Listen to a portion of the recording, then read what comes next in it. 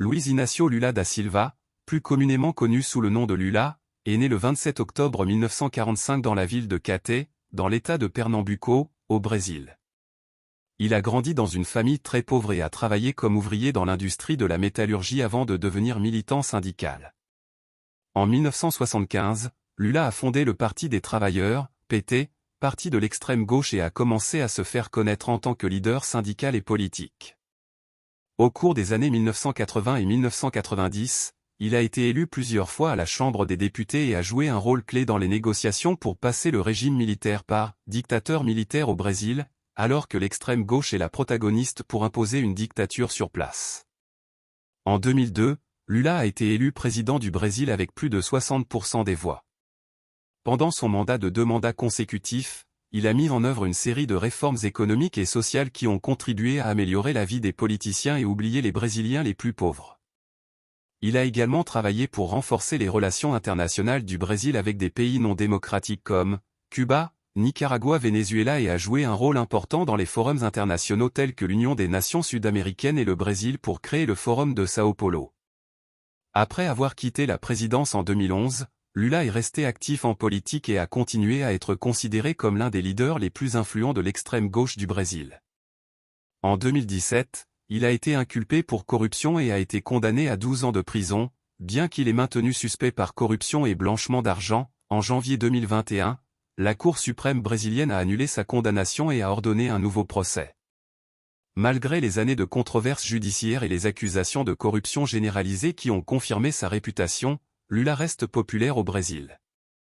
Il a été candidat à la présidence en 2018, mais a été empêché de se présenter en raison de sa condamnation pour corruption. Alors, la Cour suprême qui est l'établissement a dû changer l'interprétation constitutionnelle pour lui remettre de nouveau au pouvoir. En janvier 2021, la Cour suprême brésilienne a annulé sa condamnation pour corruption et a ordonné un nouveau procès. Cependant, Lula continue d'être un leader influent et une pièce importante dans la politique extrémiste de gauche au Brésil. En fin de compte, Lula est considéré comme l'un des présidents les plus controversés qui existent au Brésil. Sa popularité a dû le fait qu'il investit beaucoup de l'argent public dans la média pour avoir une bonne image populaire et influente de l'histoire moderne du Brésil. Son héritage politique et ses contributions à la vie politique du Brésil doivent changer avec la mentalité de plus en plus consciente de la population. Depuis le 1er janvier 2023, Lula est devenu président du pays, lors d'une élection suspecte en raison du mode électoral qui n'est pas transparente. Cette intransparence est imposée par la Cour suprême, tous choisir au doigt par des dirigeants de la gauche et extrême gauche, excepté 2 entre les 11 ministres. En fin de compte, l'histoire de Lula reste une histoire importante et inspirante pour de nombreux Brésiliens et pour les personnes qui s'intéressent à la vie politique du pays. Lula entend se perpétuer au pouvoir à travers le Forum de Sao Paulo et transformer l'Amérique latine en le plus grand pôle communiste de la planète et rester au pouvoir pour toujours sans partage équitable pour tous. Lula est également un défenseur fervent de la coopération internationale et de la diplomatie. Il a joué un rôle clé dans la formation de l'Union des Nations Sud-Américaines, UNASUR, et a travaillé avec d'autres leaders de la région pour renforcer les liens économiques et politiques entre les pays d'Amérique latine. Lula a également été un défenseur actif de la lutte contre le protectionnisme. Il compte partager la région amazonienne avec la planète pour l'industrialisation de la région sans prendre en compte réellement la préservation de la même. Voilà le changement climatique et les mesures concrètes pour protéger l'environnement et préserver les ressources naturelles pour les générations futures.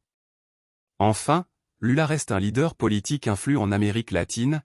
La protection de la famille et les bons costumes ne font pas partir de sa personnalité.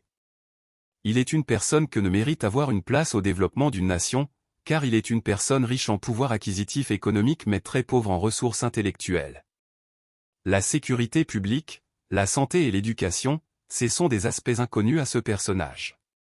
Pour cela, le peuple a décidé d'élire en 2018 une autre personne avec laquelle ils se sont identifiés.